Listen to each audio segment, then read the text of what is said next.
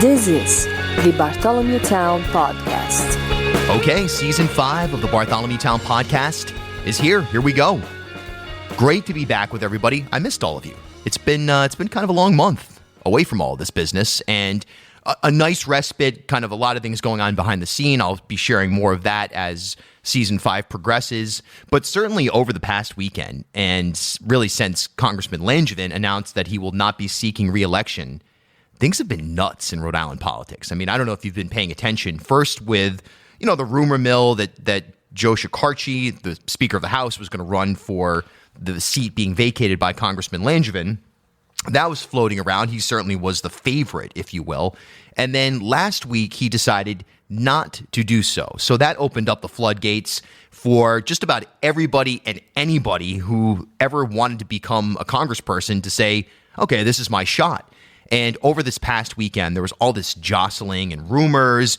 Is Seth Magaziner or Helena Folks or Nellie Gorbea, are they going to shift away from their current track, which is being in the race for governor, and pivoting to the congressional District 2 race? You know what I mean? All of them have said they're not leaving the governor's race. They're going to run for governor. We're also hearing rumors that soon-to-be departed, outgoing, if you will, Department of Health Director, Dr. Alexander Scott, is also mulling a run. And there's a million other people who have been saying, I might do it. I'm considering it. It's actually gotten pretty silly. But a name that jumped out, and in fact is the very first person to throw their name in the ring as a confirmed entrant into the race, is the Refuge Dream Center's Omar Bah. And I think that this is just, regardless of the outcome, just having Omar in this race really changes the dynamics. It really adds a perspective that almost nobody else that has either hinted at or is going to announce can possibly bring. And again, it just kind of shakes things up. I think that's what the core of this race needs to be, right? Let's shake things up. Why not? Let's rethink, reimagine what the congressperson from Rhode Island, or the two congresspeople from Rhode Island, at least the new one anyway, what that is, what that looks like, what that pipeline is like, what that feels like. And I think looking outside of the political class is something that is absolutely critical to this race. And I'm excited to see how that all plays out. Shaking things up. The more we shake things up, the more we get away from old guard ideals. And that's not to dismiss the role that the old guard plays in this process, but to bolster that and add additional voices and perspectives and lived experience. I think that's absolutely critical. So that's basically what Omar brings to the table, and this is a wonderful conversation. I hope you enjoy it here on B-Town. Remember, folks, you can find the Bartholomew Town Podcast. Well, you obviously found it because you're listening to it, but maybe you're listening to it in someone's car or whatever. We're on Spotify. We're on Apple Podcasts. We're on TuneIn. We're on Amazon Alexa. We're on Google Podcasts. Of course, ripodcast.com, and more coming soon. How's that for a tease? We'll have that for you not too long from now. But for today, my conversation with Omar Bah, the first Democrat to enter into the Congressional District 2 race, right here on B-Town.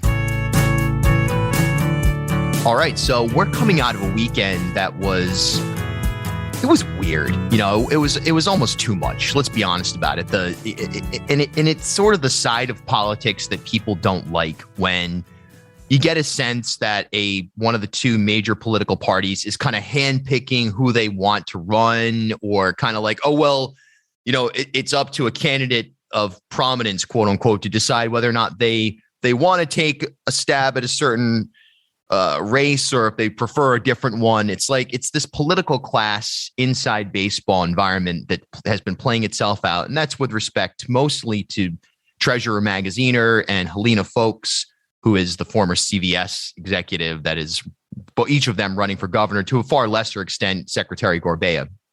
And we've also heard a myriad of other names being tossed around for the open congressional seat. I know Ed Pacheco is going to be announcing, and will have announced by the time this podcast airs. But I was so excited, fascinated, enthusiastic about the notion of your announcement being the first Democrat to say, hey, wait a second, I want to do this. And you represent so many different things that when I think about this race, the things that I think are the priority, obviously responsiveness to the broad constituency, But this is a chance to shake things up in Rhode Island. Boy, do we need that. We need to rethink what we're doing here in so many ways. And you bring a perspective and an experience and organizational and institutional knowledge that is unique. So welcome to the show. I guess explain to us why you wanted to get into the Congressional District 2 race and kind of where you are now in sort of rolling out a campaign. Well, great. Thanks, Bill. I'm really grateful for coming in. I think, you're right. It was a roller coaster of a weekend. A lot of things are happening, and I'm sure a lot of new things will happen. We're hearing a lot of announcements. But just to start with, why I'm running. If you continue to do the same thing over and over, then we are not ready for change. And I think change here will be embracing diversity, to embrace somebody to represent a diverse voice, the diverse voices of Rhode Island, people from different backgrounds, different economic backgrounds. I go to Broad Street and Elmwood every day of my life. This is the constituency I come from. People who are struggling with rent relief, homelessness, extreme levels of mental illness and addiction. You see the lineup of homeless people panhandling in the streets, and we feel helpless. I think the federal government can help with the local and state governments to address this. But if you don't know or you don't see this every day, you do not experience these challenges, the extreme levels of mental illness and trauma, and a single woman with so many mouths to feed. They cannot afford childcare. Issues of language access, problems facing our communities. I think these are the things that I live in every day. And those are the things, that's the diverse perspective I want to bring in. We cannot just have the same kind of people, the same kind of category of people. And I'm here talking about all white men in the same group. It's literally like an exclusive club. I'm asking, let me in. Letting me in means letting the very people we profess to serve into this exclusive club so that they can bring in that alternative voice and on the grounds of Congress. Yeah. And when you think about Congress, a congressional seat, the representation that is inherent in that office, obviously, I mean, that's the point of it on a fundamental level. Understanding the nuances of not only the symptoms or even the root causes of problems, because I think everybody who's in our congressional delegation would admit and agree that systemic racism is real, classism is real. There's been a tremendous amount of neglect in certain parts of our state, certain communities. These are all things that they're obvious truths, and anybody who's not in agreement with that is either delusional or has an agenda. But the lived experience, either through your own story or through your day-to-day contacts and interactions with people on the ground, in an apolitical context, not in the sense of, hey, I'm your congressperson, let me take a walk down Broad Street 3 times a year so I can get a flavor of what's going on. That's the difference. That's the void in our representation that you seem to fill and would possibly be able to fill if elected to Congress. What's your story for the people that don't know who Omar Bah is? Tell us your story. Well, as I always say, my story is the story of resilience and welcoming nature of the American public. I grew up in the northern part of Gambia, the poorest part of that country. And the Gambia, for those who don't know, is on the west coast of Africa. By the way, is the smallest country on the continent of Africa. Now I'm living in the smallest state. You can assume I love small places. Yeah. But I grew up in that village. I became so much attached to addressing issues of domestic violence and poverty because my mother was extremely suffering. She's subjected to domestic violence, and I wanted her to get out of that. So that made me want to be an advocate. Issues of human rights matter to me a lot, because it was an extremely poor place. A lot of people in my village did not go to school, did not have access to education. They were forced into marriages, especially for girls. I walked for miles barefooted to go to school in a society where many did not see any value in education, not to talk about doing it. Then eventually, when I grew up, I became a journalist. And the reason why I wanted to be a voice, I wanted to write about issues that affected people. I wanted people to have a voice and empower them. That ran me into a lot of trouble because there was a dictatorship in the Gambia. And I was arrested and tortured at a military barracks for investigating issues that the dictator did not want. And eventually, in 2006, I was declared a wanted man for investigating stories that affected the dictator and his government. And luckily, I was escaped, went to Senegal, then Ghana. And being the great nation we are, out of all the countries in the world, the American embassy reached out and supported me, helped me through the whole process. And I was eventually accepted and evacuated to the US as a refugee. I only knew the name Rhode Island one day before my arrival in 2007. I came here, knew nobody. I started from the bottom, from scratch, and in the Elmwood area.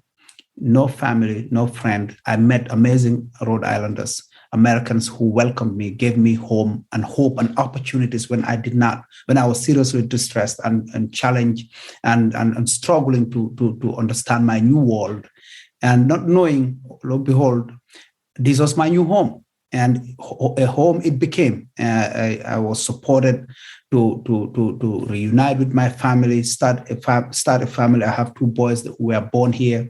They're going to school, 10 and 11. My wife joined me through the help of U.S. Senator Jack Reed, and she came in 2009. I bought a home. I went to school, lots of school. I got a bachelor's degree, 2 master's degrees, and a PhD. That all through the support of the Americans. And I think it is time to give back, but also to say thank you, but to inspire the people who go through the challenges and the journeys that I go through, to tell somebody living in Borrowville out there in a Section 8 housing and tell them, look, your child can do better if a kid from rural Gambia can come and get that education and establish a center and serve thousands of people. Your child can do it. To tell a refugee, an immigrant, or a person of color that they can try, they can attempt, and they can make a difference, and they can have a voice, and they can participate in civic duties that make a difference in their own lives. And there cannot be a better person to advocate for and talk about the issues that affect the common person in the streets, in our neighborhoods every day, from slum and blight to crime and public safety and homelessness and addiction, than the person who lived through this. And that is exactly why I'm running. Your story is, I mean, I know your story because there was a Rhode Island PBS Weekly piece that my colleagues worked on, and I already knew who you were, and I basically have known this story. But to hear it, and then to hear it in the context of running for office, we're in a moment now where identity politics, things like this are, a lot of it gets into tokenism. Let's be honest about it. But that the root of the issue, beyond your spirituality, beyond the color of your skin, beyond, anything of that at that surface level, even though obviously those are not surface level things, but perceived surface level things, is the experience you've gone through and how that translates into what you can do to represent people in this state. And I'll say it again, we need to shake that up so much. And it's why I wanted to get involved in this at a certain level in this world. And to a greater extent, it's why, regardless of the outcome, you being in this race changes the dynamics of the race. What have you heard from the Democratic Party as an institution, if anything? Have you heard from Senator Reid? What about other candidates that may have thought about getting in? What are you getting from the political class, so to speak, here in the state? Well, I'm glad. I mean, there's some sort of an establishment here. Folks like me, as you said, coming in changes the dynamics. I'm the kind that do not believe in tokenism or to be decided for, because there's an established Democratic Party. I'm a Democrat. I respect the leadership of the party, and I'm looking forward to their support and acknowledgement, and probably even understanding that I'm the best bet and representation and rejuvenation of the spirit of the Democratic Party. However, I'm with the notion of why not? We are here, have an opportunity to send a statement. And I think that statement, that the opportunity to send that statement is why I'm saying, why not? I did not hesitate when the opportunity came for me to announce that I want to run. I did not hesitate because the question was, why not? Because it cannot just be the same thing over and over, the same lineup of politicians, current politicians coming in over and over. There are certain issues I wish you see every day. There are issues of domestic violence in my community that we address, that we work with, trying to keep families together, trying to save women who are experiencing this, youth, young people who would have easily been in gangs that we are mentoring, amazing kids that became leaders in this community. So my question would be, if you really care about all these people, come join me. Let's work together. They shouldn't. That's why I know there's identity politics, Republicans, Democrats, progressive within Democratic Party, but I'm not really trying to align myself. I'm a Democrat, very center. I will pursue and work with issues that matter to the highest level, and I will do it with passion because the people are the one that I care about. And I think, going back to your question quickly, whether people have reached out or whether I've heard from the congressional leaders, I have not, but I have no doubt they will support. I think this is really going to be great. I don't want to feel entitled because a lot of people are running. I think now they're taking their time, but I'm pretty confident they will support this effort and help me through. Somebody has reached out. I cannot mention their name yet. One of the people hoping to run. And they reached out. We had a conversation, and he said he just hopes a Democrat wins. He left the field open. I think he's still going to run, but we agreed to connect again in 2 weeks and see what happens. But I'm hoping he will endorse me. Very interesting. So that hasn't happened yet, but it's something that could happen, because I've seen reports that someone said that they decided not to run and that they were going to support you. Has that happened, or is that not true? Not true. I think people are excited. I mean, somebody reached out and they said, as anonymous, but they're thinking of running and they want a Democrat to win, and we should touch base in 2 weeks and continue the conversation about what to be done. Let's talk about the district. It's weird because obviously in the post-Cicilline era there was a realignment, so to speak. It is a little hard to understand. Even I don't even necessarily remember sometimes which district I'm in here in Elmwood. Are you in do you live in Congressional District 2? And, this is a district that it's not fair to say it's conservative leaning in any way, shape, or form, but Congressman Langevin has had significantly conservative positions on a lot of critical issues. The district has shown much greater support for a Donald Trump, for example, than certainly Congressional District 1. You've got a sense that unless he goes for treasurer or stays in private practice, Alan Fung is going to jump into this thing. And Warwick Cranston has been really the driving force for a lot of the levers of power in Congressional District 2. You've also got the factor of rural Western Rhode Island, where some of the Jessica De La Cruzes of the state will try to play well. Do you think your message on a practical level, either on a human or on just a political level, translates to Congressional District 2, and that by and large the district as a whole will feel that your story and your position is such that it can be a strong pipeline for what they need in Washington and out of Washington? Yeah. So just to begin with your question of where I live. What a rambling question. Sorry about that. I've lived in Congressional District 2 for over 10 years. Yeah. And in this January, I bought a house around that was closed in December. I moved around Charles Street, which is just around the border between the two congressional districts. But my lease on Mount Pleasant is still there. So I technically still live in both places because I still have a lease there, and some of my family members live there, in that apartment. So I'm in both places. And to come back to the constituency, I think people underestimate the power of what American people can do. I mean, we've seen Barack Obama come in here. He did not have a legacy name. He was running against people with great family legacies, the Clintons and others. And then, but a lot of it is not the issues, the conservative points. It is a matter of identity and sense of belonging. Americans see somebody like me, they know me, they've seen my story, they've seen what I do. This is the identity that Americans want to be associated with. And you will be amazed how the reception I've been receiving since the weekend and what people are about to do. Because it is really more about identity and promoting the issue of diversity and what Americans stand for. And that is the message I'm sending out there to every village or every town in this district.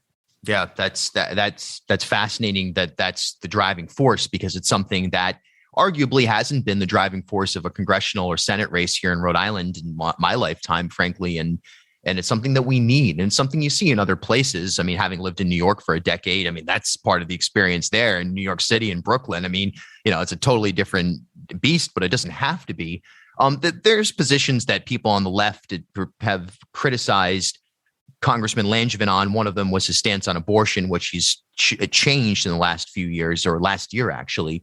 But I think the one I hear the most often is his position on military funding. And it's fascinating, your experience living in a dictatorship, having been tortured for what we would identify as First Amendment experiences, and then understanding the American exceptionalism that comes with the protections thereof. The military industrial complex, I mean, like, we're not going to have, Darth Vader's not going to walk out of the room right now. And, we're not getting into, it's not so much about the specifics of that. This is, generally speaking, are you comfortable with the positions that the congressman has taken on military? And then when you talk about BRAC and the allocation of funds to Rhode Island, a critical source of our revenue, and even arguably part of the blue economy, is our military industrial complex industries here. Is that something that you're comfortable with supporting, or do you think there needs to be kind of a revisit there? And are you okay with some people on the left disagreeing with you on that position, but by and large buying into your general worldview? Well, I mean, I can easily make mistakes with my pronouncements in politics, because I'm not making any pronouncements based on political expediency or carefulness. I'll say it as it is. The point is, I am fully in support of our military, and I believe they should be fully funded, because living under dictatorship and currently receiving hundreds of Afghans coming to my center that I'm serving, I know the importance of protecting and fully funding our military, because they're in the line of danger to protect our nation. However, I think there should be oversight, extreme level of oversight over the industrial complex, people who are getting the contracts and what they're doing with our money, and to ensure that there is a balance between the two. I think that's where the fine line is. Congressman Langevin is somebody that inspires me, despite the challenges. Of course, there might have been mistakes or otherwise.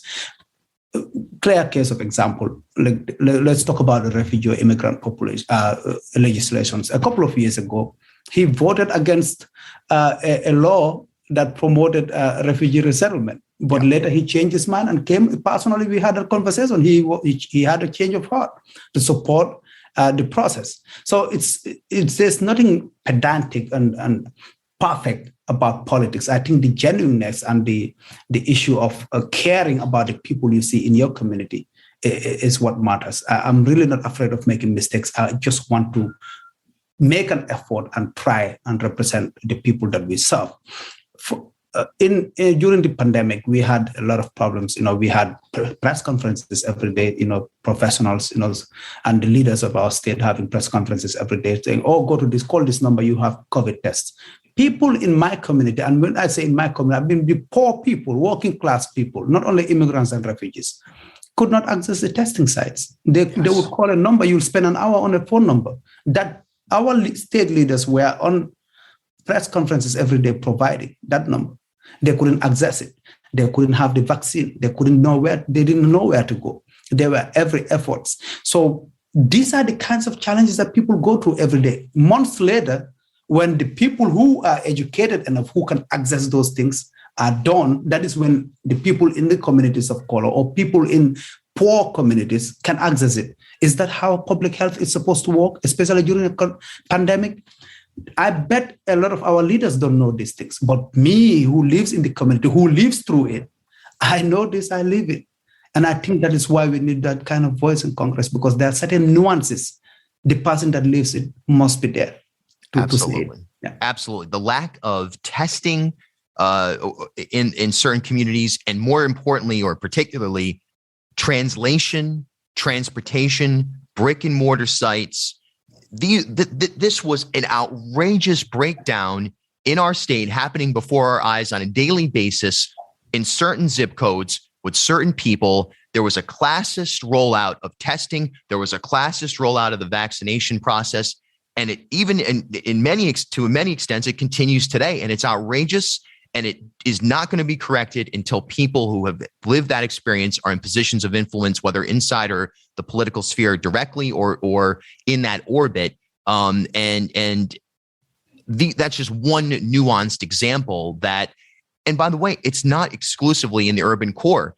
In your district that you're running for, certainly you mentioned Burrillville. You can certainly draw lines where in distance learning, Foster, Gloucester, I mean, there were places that didn't have internet when distance learning began. So there's a classist element to the state that most people, like you say, they probably just don't realize it because they don't know any better. You know, if you come from uber wealth, you can make all the speeches you like. You can donate to whoever you like. Again, you can do the perfunctory walk down Broad Street a couple of times a year and do the high fives and everything.